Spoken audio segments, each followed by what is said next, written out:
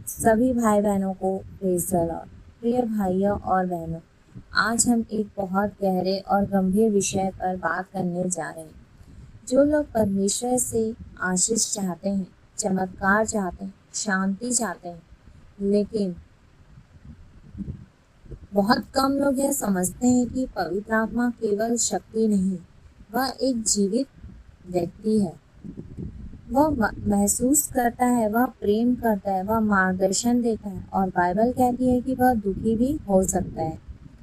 इफिसियों अध्याय 4 के 30 में लिखा है, परमेश्वर के पवित्र आत्मा को शोकित मत करो।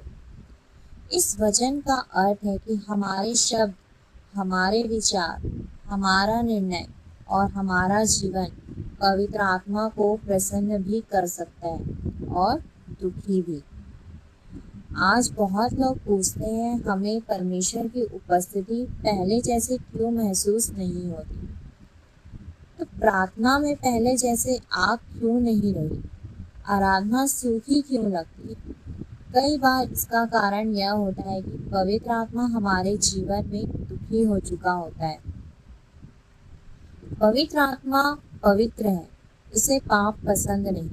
जब कोई व्यक्ति बार बार उसी पाप में गिरता है और पश्चाताप भी नहीं करता, तो धीरे धीरे उसका हृदय कठोर होने लगता है। पहला थिस्सलुनीकियों अध्याय 5 का 19 में लिखा है, आत्मा को ना बुझाओ। पाप आत्मिक आग को बुझाने लगता है। पहले जो वचन दिल को छूता था, अब वैसा असर नहीं करता।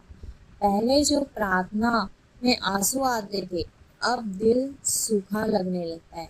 क्यों? क्योंकि पाप और पवित्र आत्मा साथ नहीं चल सकते। बहुत लोग बाहर से आराधना करते हैं, लेकिन अंदर से गुस्सा रहता है, क्रोध रहता है। कुलिस्सियों अध्याय 3 के 13 में लिखा है, यदि किसी को किसी पर दोष देने का कारण हो तो एक दूसरे को क्षमा करो। जब हम क्षमा नहीं करते तो हमारा हृदय कठोर हो जाता है, और जहाँ कठोरता होती है वहाँ पवित्र आत्मा स्वतंत्र रूप से काम नहीं करता। याद रखिए, जिस हृदय में लगातार नफरत भारी हो, वहाँ परमेश्वर की शांति टिक नहीं सकती। आज बहुत लोग चर्च में अलग होते हैं और अकेले में अलग, लेकिन पवित्र आत्मा सब देखता है। गलातियों अध्याय 6 के 7 में लिखा है, परमेश्वर ठट्टों में नहीं उड़ाया जाता। मतलब जब हमारा बाहरी जीवन और अंदर का जीवन अलग होता है, तो धीरे धीरे आत्मिक संवेदनशीलता कम होने लगती है।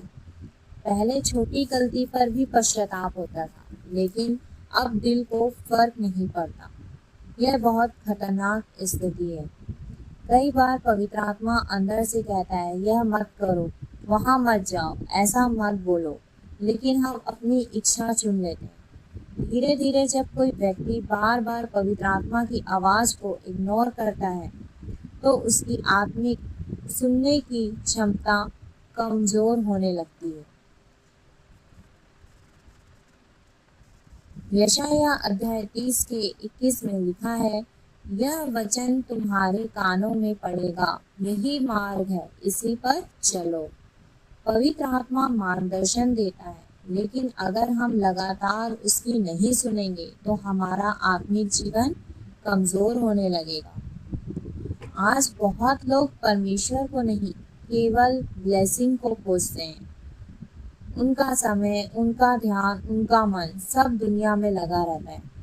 रोमियो अध्याय 8 के 5 में लिखा है, जो शरीर की बातों पर मन लगाते हैं। जब दुनिया धीरे धीरे हमारे दिल में बड़ी हो जाती है, तो परमेश्वर के लिए जगह कम होने लगती है और पवित्र आत्मा दुखी होता है। जब हम संसार को उससे ज्यादा महत्व देते हैं। कई लोग हर दिन मैसेज सुनते हैं, लेकिन जीवन में परिवर्तन नहीं आता। याकूब अध्याय 1 के 22 में लिखा है, वचन पर चलने वाले बनो। पवित्र आत्मा केवल सुनने के लिए नहीं, बदलने के लिए काम करता है।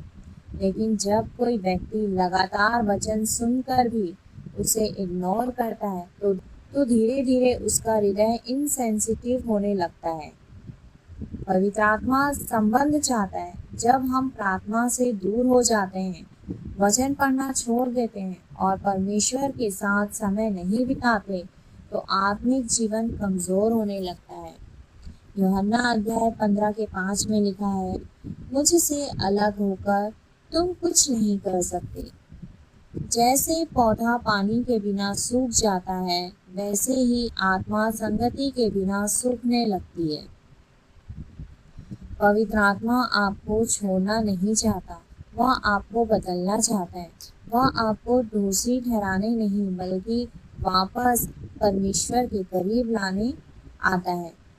जब भी अंदर बेचैनी महसूस हो, जब भी लगे कि आत्मिक आग कम हो गई है, तो तुरंत परमेश्वर के पास लौट आइए, क्योंकि पवित्र आत्मा आज भी टूटे हुए और नम्र हृदय को स्वीकार करता है। पवित्र आत्मा सबसे ज्यादा तब दुखी होता है जब हम उसकी उपस्थिति से ज्यादा दुनिया को महत्व देने लगते हैं। तो आइए हम सब मिलकर प्रार्थना करें। हे पवित्र आत्मा, अगर किसी बात से आप दुखी हुए हैं तो हमें क्षमा करें। हमारे हृदय को फिर से कोमल बना दे, हमारे अंदर की आत्मिक आग को फिर से जगा दे। हमें ऐसा जीवन जीना सिखाएं जो आपको प्रसन्न करे।